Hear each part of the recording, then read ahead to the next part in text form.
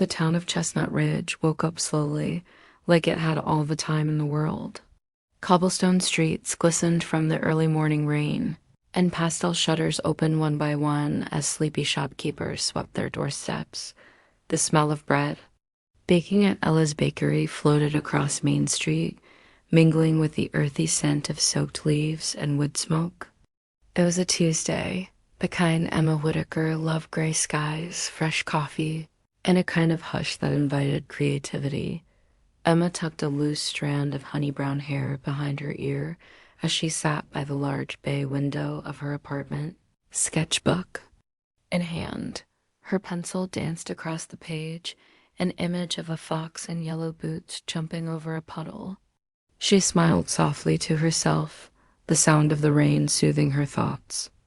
Living above Lilac and Fern, the town's beloved floral shop, gave her mornings filled with the scent of roses and rosemary, and the occasional laughter of Mrs. Hayworth, the chatty florist who claimed flowers could sense heartbreak after brewing. Her second cup of chamomile tea, Emma pulled on her beige raincoat, slung her sketchbook into a canvas bag, and headed toward the library. The air outside was crisp, and the light rain dusted her cheeks like a whisper. She greeted Mr. Alden, the antique bookseller, and nodded politely to the teenage boy taping flyers to the community board. The Chestnut Ridge Public Library stood like a quiet sentinel in the heart of town red brick, arched windows, ivy crawling up the east wall. Emma slipped inside, shaking her umbrella and smiling at the familiar warmth of old pages and polished wood. She made her way to the copier to scan her latest sketch for a submission. That's when it happened. Luke Hartley was in a rush. A rush. To nowhere in particular, but urgency had followed him everywhere since returning to Chestnut Ridge. He hadn't meant to bump into her. One moment he was leaning over to pick up a library return receipt, and the next, oh, Emma gasped as her sketchbook slipped from her bag and spilled open at their feet. "I'm so sorry," Luke said immediately, crouching down to gather the pages. He paused, eyes catching on the soft illustration of the fox in yellow boots. "This is ... amazing." Emma bent beside him, flustered. "It's just something for work." He looked up at her then. Really looked. She had the kind of eyes people wrote poems about, mossy green, filled with stories. "You're an illustrator?" Emma nodded, tucking the sketchbook quickly into her bag. Yes, children's books." Luke smiled, that half-crooked, genuine kind of smile that caught people off guard. "I'm Luke. Sorry again. My bag's apparently out to make enemies today." "I'm Emma," she replied, cheeks pink. "And I've fought worse battles than rogue backpacks." They both laughed. A beat passed, thick with something unspoken. Then Luke gestured to the printer. "You go ahead, I've got time." "Thanks," she said, stepping forward. The machine beeped, jammed, then whirred loudly. Luke leaned in, grinning. "They haven't upgraded since 1995, I noticed." After printing, Emma settled in a quiet corner near the poetry section. She thought she could focus, but her mind kept drifting to the stranger with the kind smile and camera bag. Luke had retreated to the nonfiction aisle, flipping pages but not really reading. Later, when they both reached the checkout at the same time, they shared an awkward chuckle. "Twice in one morning," Emma said. "Small town or fate?" Luke offered. She shrugged playfully. "Probably both." He held the door for her as they stepped into the rain. She was about to turn left. He was heading right. "Well, goodbye," she said, hating how disappointed she suddenly felt. "Maybe. See you around," he said, hopeful. Emma hesitated, then smiled. "Yeah, maybe." That afternoon, Emma couldn't focus on her illustrations. She sat at her drafting table, pencil in hand, but all she managed to draw was a pair of well-worn hiking boots, an unconscious tribute to the man she'd just met. Meanwhile, Luke sat at the kitchen table of his childhood home, fiddling with his camera lens but reviewing none of his photos. Instead, he thought about her Emma. Soft voice, quiet strength, and the kind of presence that stayed even after she'd walked away. Neither knew it yet, but something had shifted. A spark, a pull, a beginning, because sometimes all it takes is a moment, and this one wasn't done with them yet. Chestnut Ridge moved at its own rhythm, the kind of place where every street corner whispered a story and every face held history. Emma Whitaker had lived there as a child, but moving back as an adult felt like returning to a novel halfway through familiar, but with blank pages to fill. Her apartment above lilac and fern was small but sun-filled, walls peppered with sketches of foxes in scarves, owls sipping tea, and raccoons with umbrellas. Each drawing told a story, a blend of whimsy and wistfulness. Her publisher loved her style, but Emma had been struggling lately. Something in her art felt incomplete, and she couldn't quite put her finger on why. She filled her days with routine. Mornings were for tea, sketching, and short walks to the market. Afternoons were spent volunteering at the Chestnut Youth Center, teaching watercolor to shy teens and coaxing imagination from quiet minds. The kids adored her, especially Mia, a 12-year-old who had recently lost her father and found solace in painting skies in unnatural colors. On Thursdays, Emma visited her grandmother, June Whitaker, who now lived in assisted care on the outskirts of town. June had once been the town's best seamstress and still greeted Emma with sparkling eyes and unsolicited advice. "You need someone who sees you." June had said that week, patting Emma's hand. "Not just your talent, you." Emma had smiled, her heart catching on those words. Seen, truly seen. It was a lovely dream. Meanwhile, Luke was rediscovering the life he'd left behind. His father, once a stoic carpenter with hands like worn leather, was now recovering slowly from his stroke. Luke spent his mornings fixing things around the house, his afternoons walking through town with his camera, capturing shadows on cobblestones and sunlit porch swings. He hadn't planned to stay long, but something about Chestnut Ridge was undoing his need to run.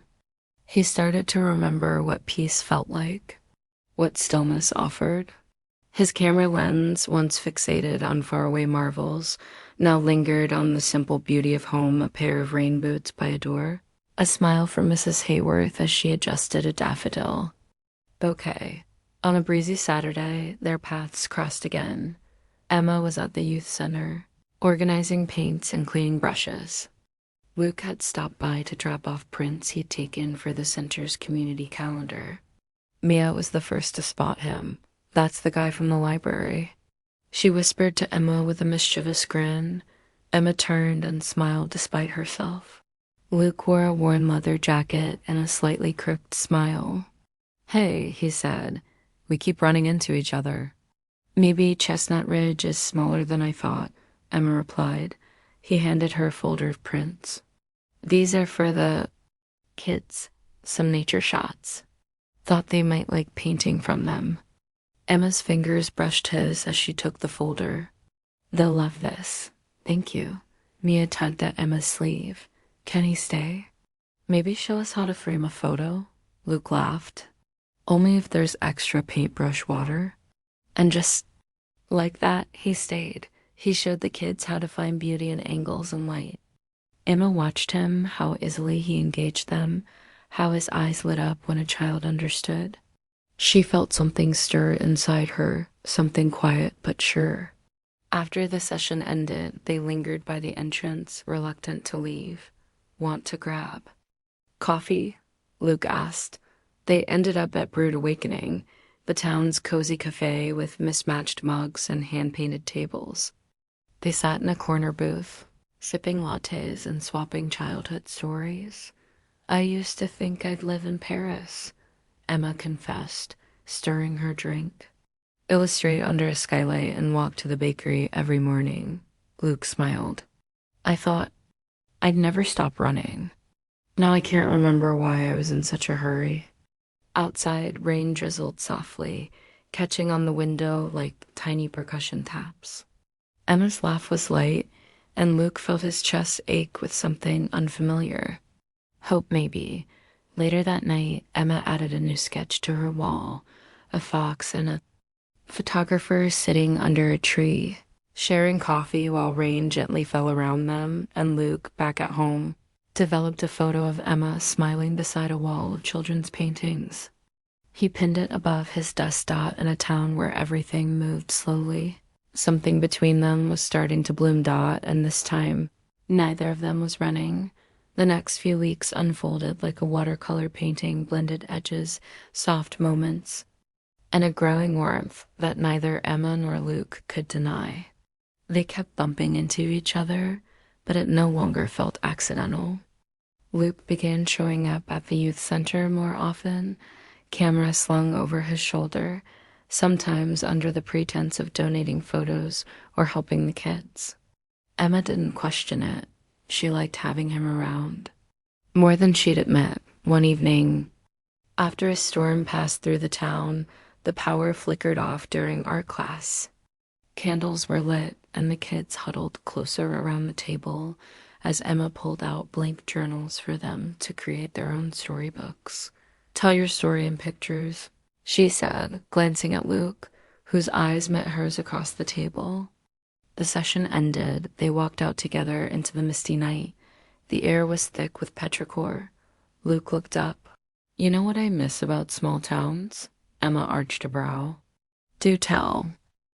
"Quiet like this, where everything slows down enough for you to realize how fast you've been living," she smiled. "I think quiet reveals what we've been ignoring." They stopped near a street lamp. Light fell on them like a halo. For a moment, it felt like the world had leaned in to watch. "I'm glad we keep running into each other," he said. "So am I," she replied, barely above a whisper. The next day, Luke invited her to the local farmer's market. She wore a soft blue scarf, and he carried a camera bag across his chest. They sampled fresh apples, talked about the quirks of their neighbors, and laughed over cinnamon buns too large to finish dot. Luke snapped a candid photo of Emma biting into hers, powdered sugar dusting her nose. She laughed, swatting at his arm. That better never see the light of day." "It's already my favorite," he said, smiling. Later, he asked, "Want to walk a bit?" They strolled down Willow Creek Trail, winding through the golden trees of early fall. The light filtered through, the branches casting shadows that danced at their feet. Emma paused on a wooden bridge, leaning over to look at her reflection in the water. Luke stood beside her, silent. "You okay?" she asked. "I am now." The words hung between them, gentle and honest. She turned toward him, unsure what to say.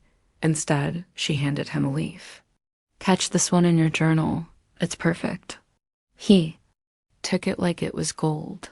As the days passed, their connection deepened. They watched old films projected onto a bedsheet at the town's outdoor cinema night, their shoulders brushing.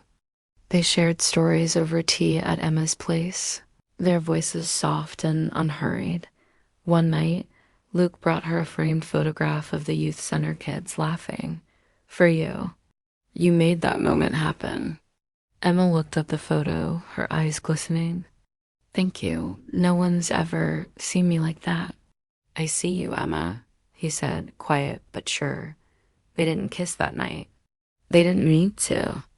The way she looked at him said it all. A few days later, Emma found herself drawing him again, unposed, natural. She realized that every sketch she'd made of Luke was about more than likeness. It was about feeling. That evening, he texted her, "Meet me on the rooftop dot." She climbed the stairs of her apartment and found him waiting with 2 mugs of hot cocoa. Fairy lights strung between the railings. "I figured you deserved a view with your tea," he said. They sat side by side, overlooking the sleepy town. The sky was velvet and stars shimmered like secrets. "Tell me something no one knows," she said. He thought for a moment. I used to think I wasn't enough, so I ran. From people, places, myself. Emma reached for his hand. You're more than enough. You always were. He looked at her then, long and deeply. Like she was home, he leaned in, slow and careful. She met him halfway. Their kiss was soft, unrushed, a promise wrapped in stillness. In that moment, under a sky full of stars and surrounded by quiet light, they both knew this wasn't just an attraction. This was the beginning of something real. Something worth staying for. Snow arrived earlier than expected that year. By mid-November, Chestnut Ridge was dusted in white and the town transformed into a living snow globe. The days grew shorter, but somehow warmer, for Emma and Luke were falling, quietly and irrevocably, into something deeper.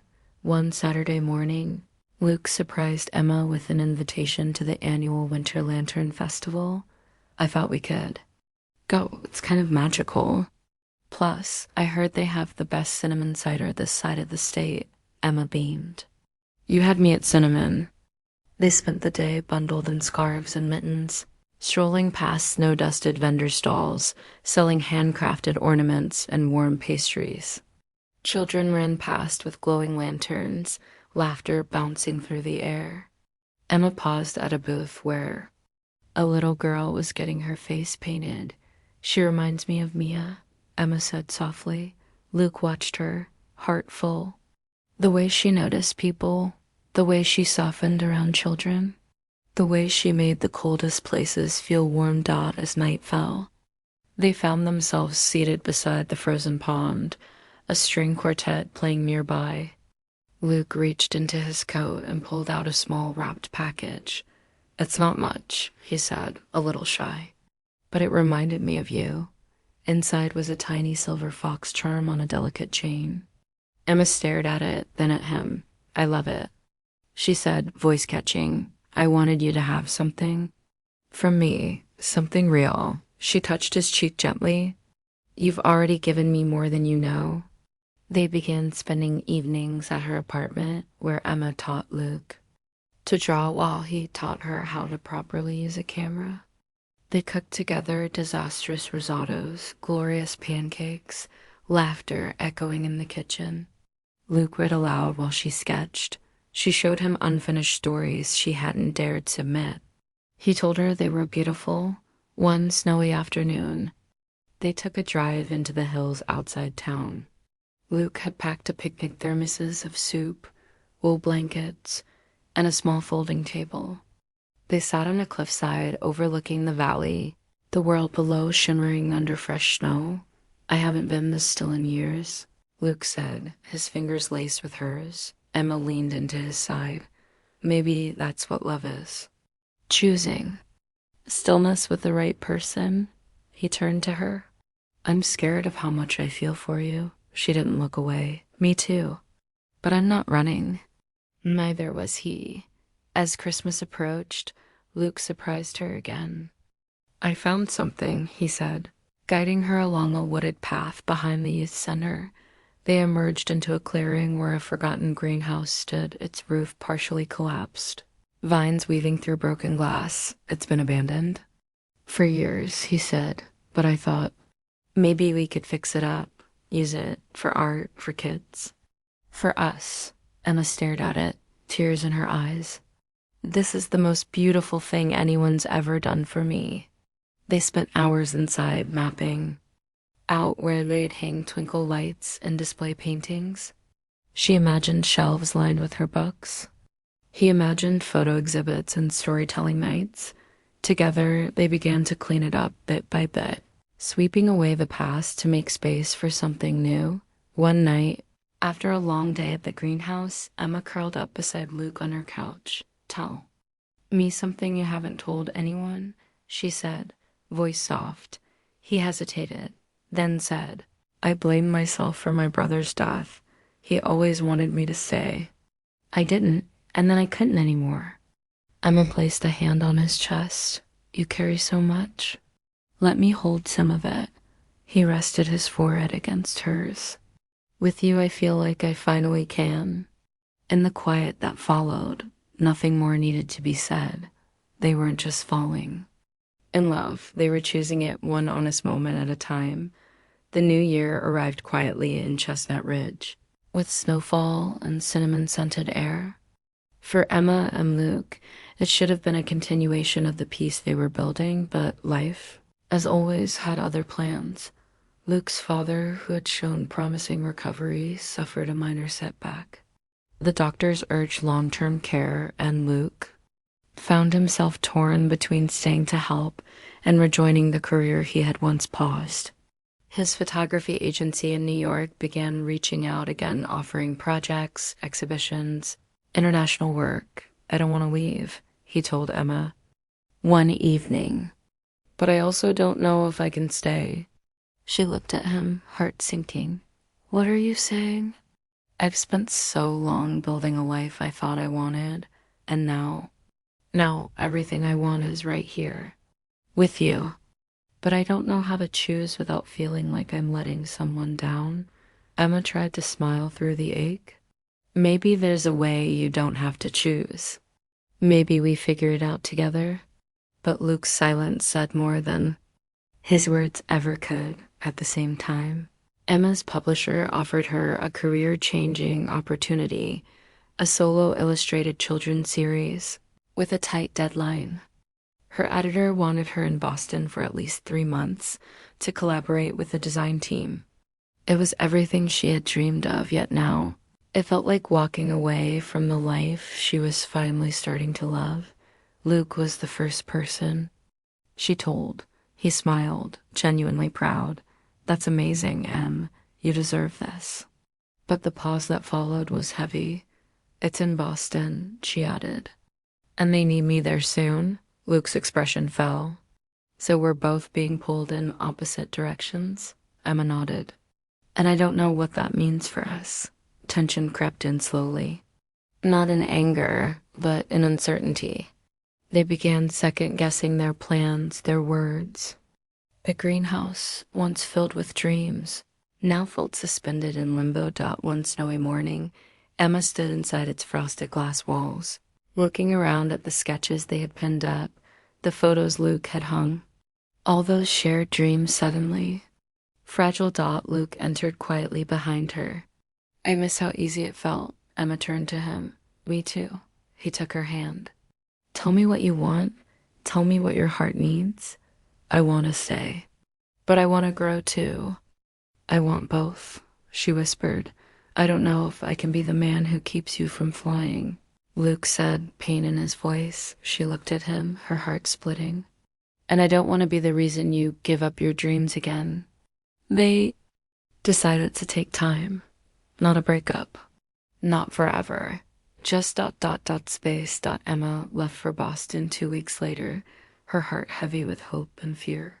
Luke stayed, helping his father, photographing small-town life, trying not to feel the emptiness beside him. They still called, still texted, but it wasn't the same.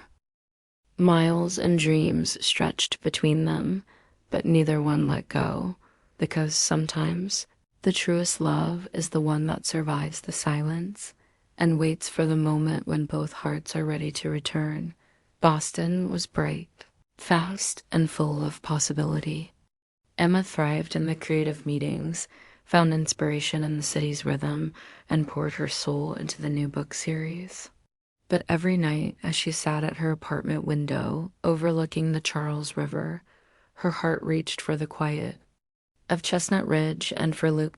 He too felt her absence like a missing piece. He worked on a photo collection he called Stillness, capturing moments around town that reminded him of Emma, an abandoned teacup on a coffee table, children painting rainbows at the youth center, the half-renovated greenhouse waiting patiently for spring. They talked occasionally, short calls, worn texts. But time passed, and the ache of distance settled deep. One rainy March morning, Luke received a call from his agency. His work had been selected for an international gallery tour. London, Rome, Tokyo. It was everything he had once dreamed of. Yet as he stood holding the phone, the joy felt incomplete. That night, he walked to the greenhouse. Snow was melting, and the first signs of spring clung to the wind. He looked around at their shared dream, frozen and waiting, and he realized nothing he built out there would matter if Emma wasn't part of it. Meanwhile, Emma sat in a final design meeting, surrounded by accolades and praise. Her publisher offered her a permanent contract, a team, an apartment, everything she had once hoped for, and yet her chest ached. That evening, she received a delivery at her Boston apartment, a small parcel with Luke's handwriting. Inside, a single photo of the greenhouse door painted in soft shades of lavender and gold. Attached to it was a note. Every moment with you meant more than all the years I spent chasing something else. I don't want a life that's just beautiful through a lens. I want the one that's real with you. If there's still a place for me in your story, I'm here, always. Emma pressed the photo to her chest, her breath caught between tears and a smile. She packed her bags that night. 3 days later, just as dawn broke over Chestnut Ridge, Luke unlocked the greenhouse to check on a new delivery of wood panels. The door creaked open, and there she was, Emma, wrapped in her soft gray coat, her scarf fluttering slightly in the breeze, her sketchbook tucked under one arm. I miss the snow, she said softly. He dropped everything and pulled her into his arms. I didn't want to just be a chapter in your life, he whispered against her hair. I want to be the whole book. Tears welled in her eyes. Then let's write it together. He kissed her forehead, then her cheeks, then finally her lips tender. Aching, real. The greenhouse, warmed by morning light, seemed to exhale with them. Love, they realized, isn't just about staying, it's about returning, choosing, again and again, and they did. Hand in hand, heart to heart. More than just a moment, forever. Spring returned to Chestnut Ridge, with blossoms lining the streets, the town humming with new beginnings. Emma and Luke, now firmly reunited, poured their hearts into rebuilding the greenhouse.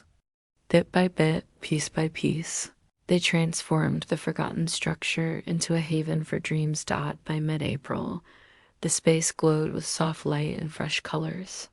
Hand-painted signs marked corners for children's reading hours, seasonal art exhibits, and community workshops. The scent of blooming jasmine filled the air, and laughter from the youth center spilled into their shared courtyard. Emma resumed her classes, now with a renewed sense of purpose. Her book series was a success, and with her publisher's blessing, she worked remotely. She brought her sketches to life, surrounded by the people who had inspired them. One afternoon, she found a group of kids gathered around Luke, who was teaching them to frame their own photographs. You're pretty good at this, she teased. He looked up, grinning. I've had the best teacher. They shared a look that said everything. Later that summer, at the Lantern Festival, exactly 1 year after their first official date, Luke led Emma back to the same spot near the pond. Soft music drifted through the air, and the stars blinked overhead. Close your eyes, he said. She did. When she opened them, he was kneeling, a delicate ring held between his fingers.